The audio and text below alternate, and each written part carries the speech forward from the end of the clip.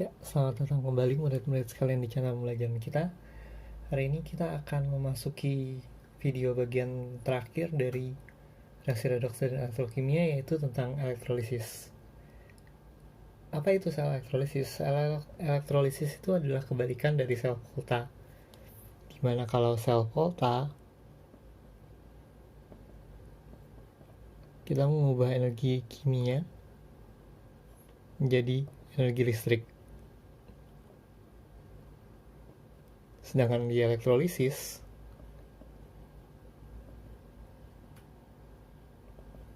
kebalikannya, jadi energi listrik jadi energi kimia.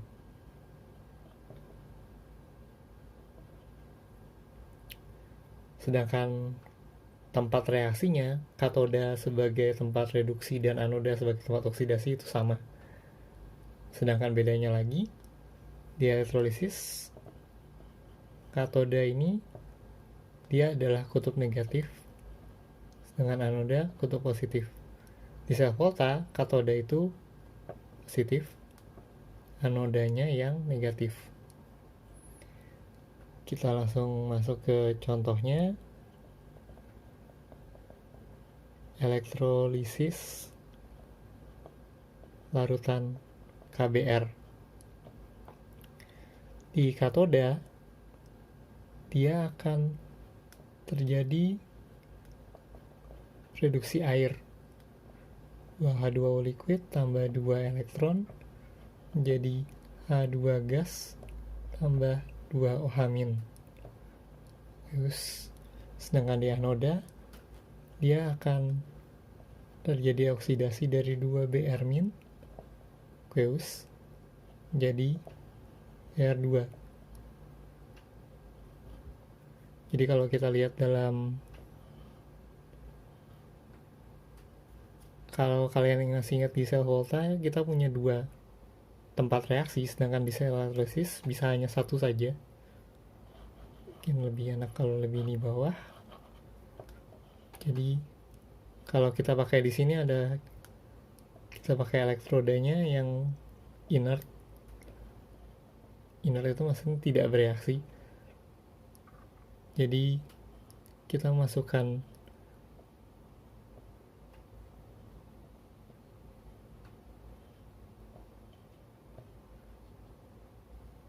dimana kalau misalkan di sel volta ini voltmeter untuk mengukur tegangan, kalau di sini ini sumber tegangan. Jadi di sini kita memberikan tegangan supaya reaksinya bisa terjadi. Elektrodanya dua-duanya karbon, sedangkan di sini KBr. Nanti di sini akan bentuk warnanya tetap tidak berwarna di sini.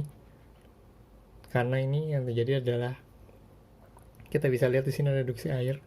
Sedangkan di sini nanti berwarna kuning coklatan itu dari warna bromidanya.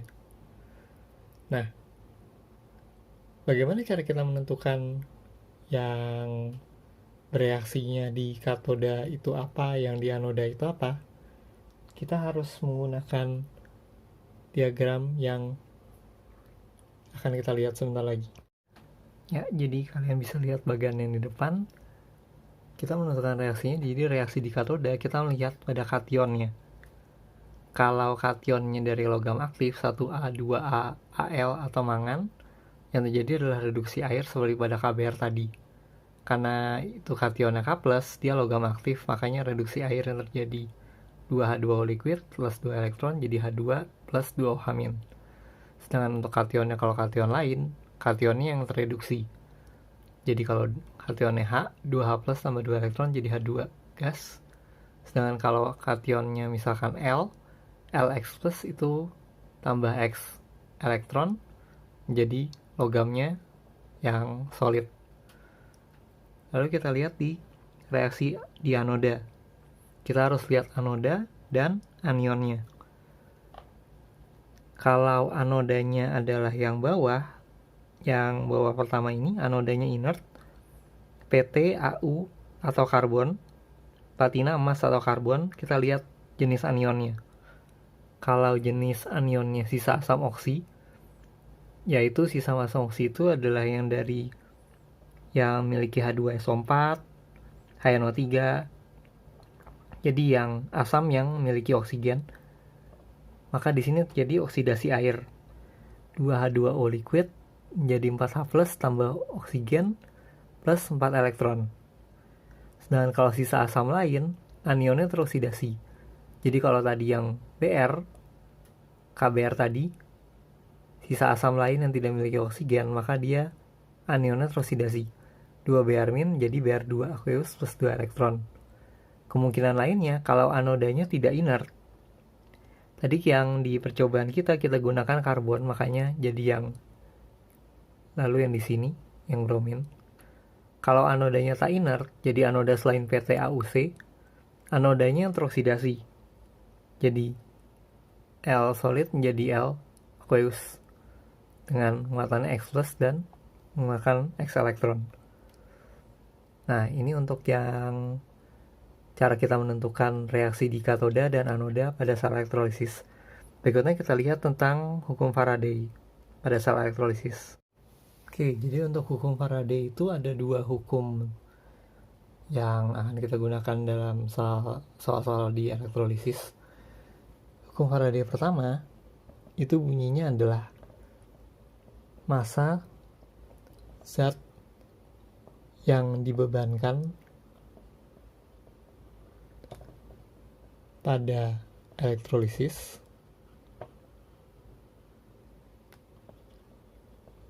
berbanding lurus dengan jumlah muatan listrik. Gimana kita tahu kalau muatan listrik itu kita simbolkan sebagai Q, dan Q ini adalah I dikali T, maka G berbanding lurus dengan I kali T. Hukum Faraday kedua bunyinya massa zat yang dibebankan pada elektrolisis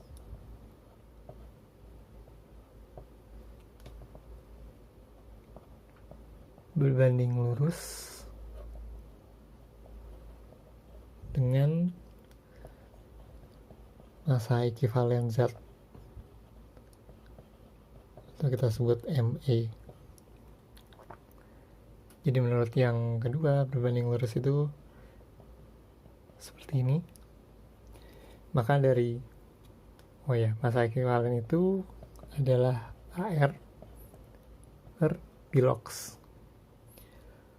Dari kedua hukum ini kita bisa menyimpulkan rumus elektrolisis untuk dari hukum Faraday, yaitu G sama dengan IT per 96500 bilangan Faraday dikali massa ekivalennya,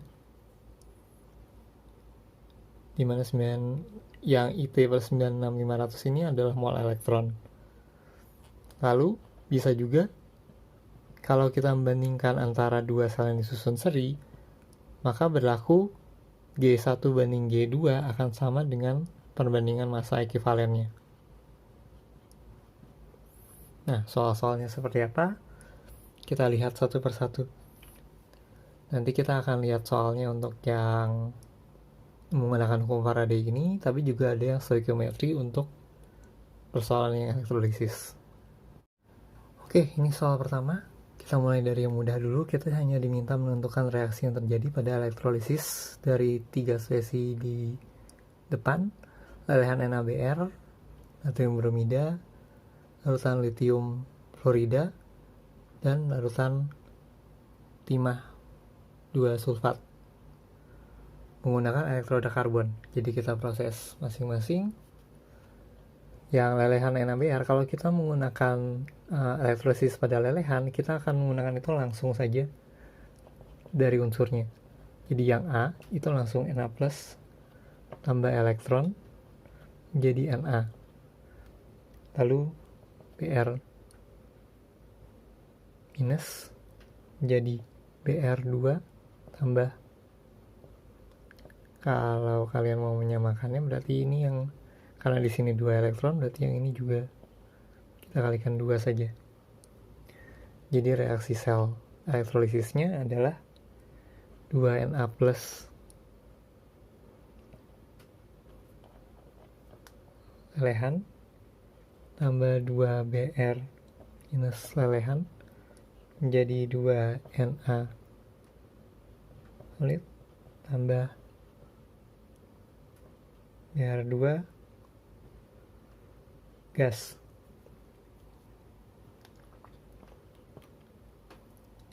Yang B, larutan LiF.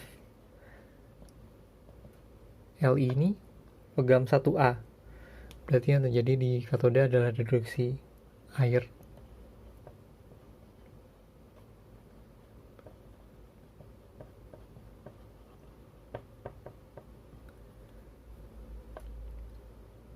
Reaksi di anoda bergantung pada jenis anodanya, anoda karbon. Lalu ini F-. Berarti sisa asam lain. Berarti ini jadi 2F-, aqueous, F2 plus 2 elektron anodanya. Reaksi selnya bisa kalian jumlahkan sendiri. Lalu yang C, larutan Sn SO4.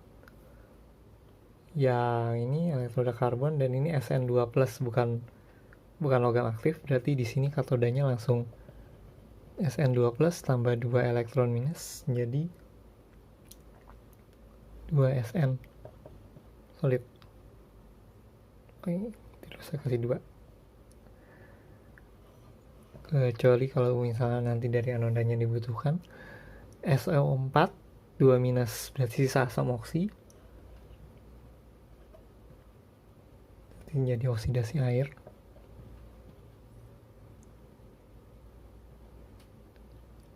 Oke, terus O2 gas 4 elektron. Berarti kalau kita mau samakan lagi dengan jumlah elektron yang di bawah, berarti ini kita kali 2. Berarti ini 4 elektron minus. Reaksi selnya bisa kalian cari sendiri, tinggal dijumlahkan saja.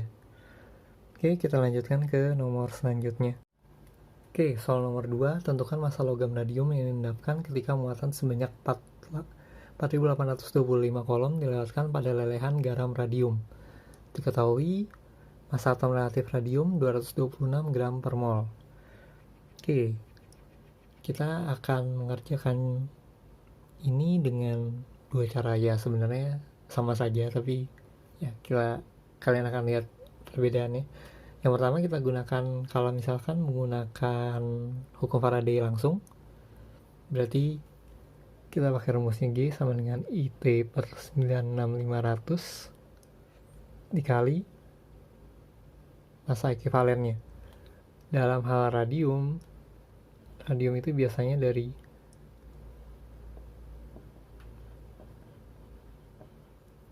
dari 2 plus tambah 2 elektron menjadi Ra.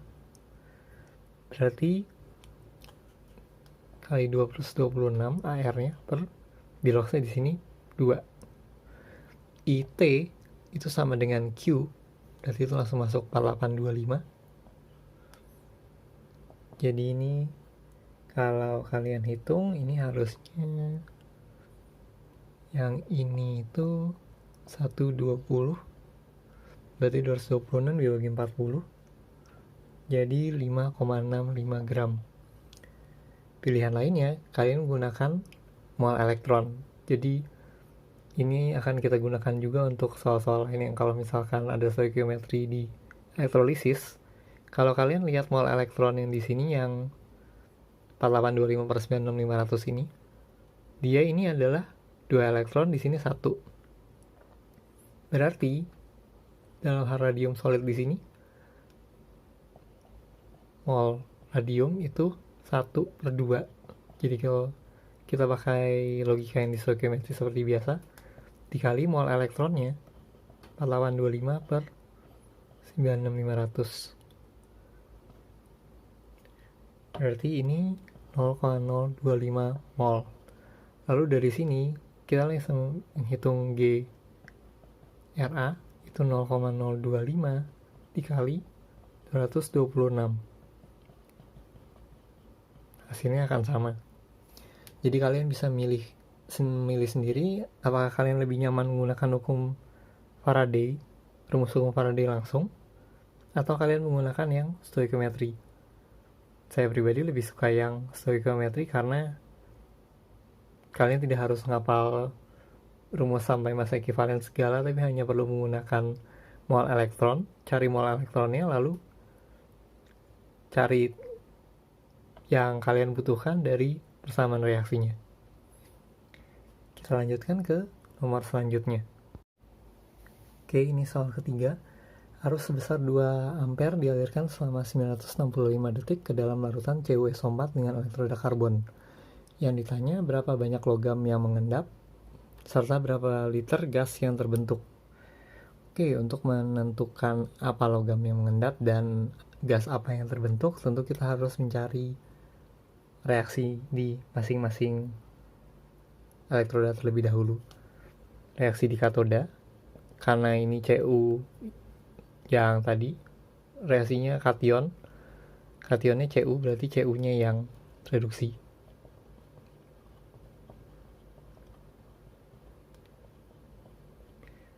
Reaksi di anoda, SO4, sisa asam oksi, berarti yang terjadi di anoda adalah oksidasi air.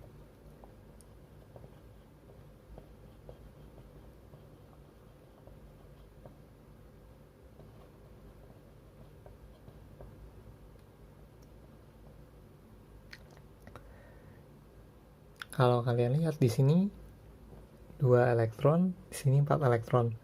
Tapi tidak usah kita setarakan. Kalian akan lihat kenapa. Jadi kalau misalkan ini kita hitung mol elektronnya,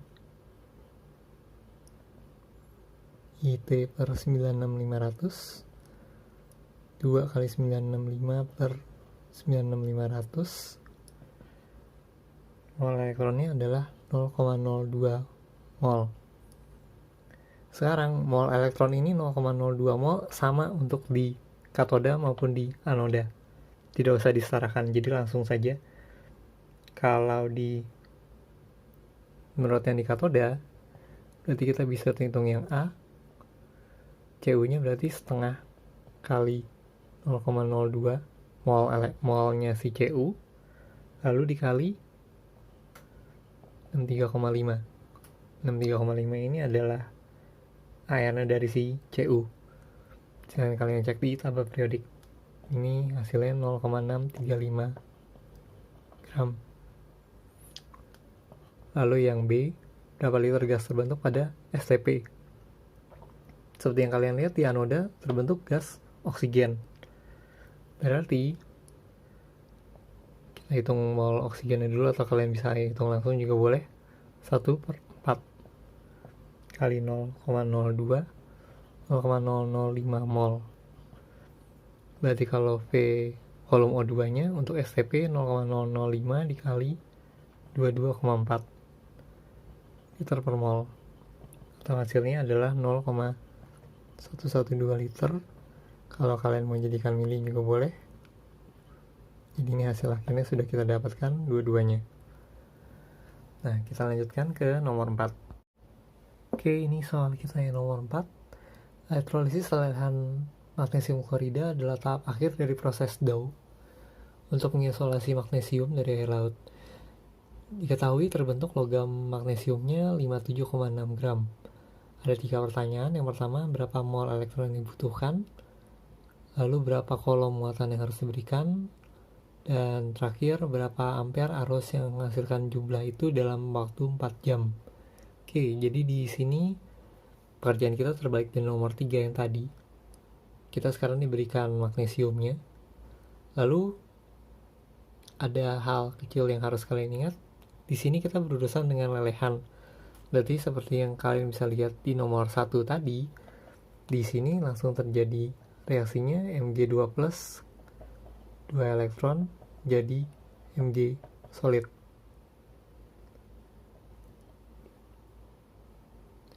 Jadi pada kalian ingat, jangan sampai kalian melihat Mg lalu ingat bahwa Mg itu adalah logam aktif, logam 2A, lalu kalian menggunakan reduksi air.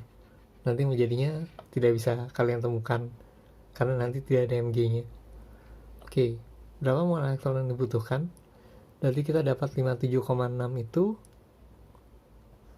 57,6 per ARMG itu 24. Berarti di sini kita dapat 2,4 mol Mg. Berarti untuk dapat yang elektronnya 2 per 1 kali 2,4 4,8 mol. Ini yang A. Lalu yang B, mol elektron itu adalah IT per 96500 atau Q per 96500. Berarti Q nya itu 34,8 kali 96500 463.200 kolom. Lalu yang C, karena IT sama dengan Q, berarti 4 jam ini tinggal kita konversi ke detik. 4 kali 3600 berarti 14.400 kali I sama dengan 463.200. I nya berarti tinggal kita bagi saja, berarti ini hasilnya 32,16 ampere. Jadi ini untuk yang soal keempat sudah kita jawab yang 3 pertanyaannya. Kita lanjutkan ke soal terakhir tentang hukum Faraday 2 yang untuk susunan seri. Oke, ini soal terakhir kita untuk yang elektrolisis. Ke dalam larutan ZnSO4 dan larutan AgNO3 yang disusun seri dialirkan arus listrik. Lalu ternyata pada ZnSO4 dihasilkan 13,1 gram endapan. Air Zn 65,5, air Ag 108. Kita diminta menentukan logam Ag yang mengendap. Pertama-tama kita tentukan dulu reaksinya, berarti kalau terjadi endapan yang Zn berarti Zn2 plus tambah 2 elektron jadi Zn. Lalu yang Ag plus tambah elektron menjadi Ag. Berarti bilox Ag itu sama dengan 1, Zn itu sama dengan 2. Jadi kita bisa menggunakan W kali E per air Ag itu akan sama dengan Zn kali mol Zn per air Zn. Maka WAG itu adalah ARAG per mol Ag-nya dikali gram Zn mol Zn per Zn. Berarti ini 108 per 1. Jadi ini molnya bisa sebagai dari biloxnya kali PZN nya tadi kita sudah didapatkan dari soal 13,1 kali biloxnya 2 per air Zn nya 65,5. Jadi kita dapatkan di sini WAG nya sama dengan 43,2 gram. Jadi ini untuk yang nomor 5 ini sudah kita dapatkan hasilnya. Massa logam Ag yang mengendap adalah 43,2 gram.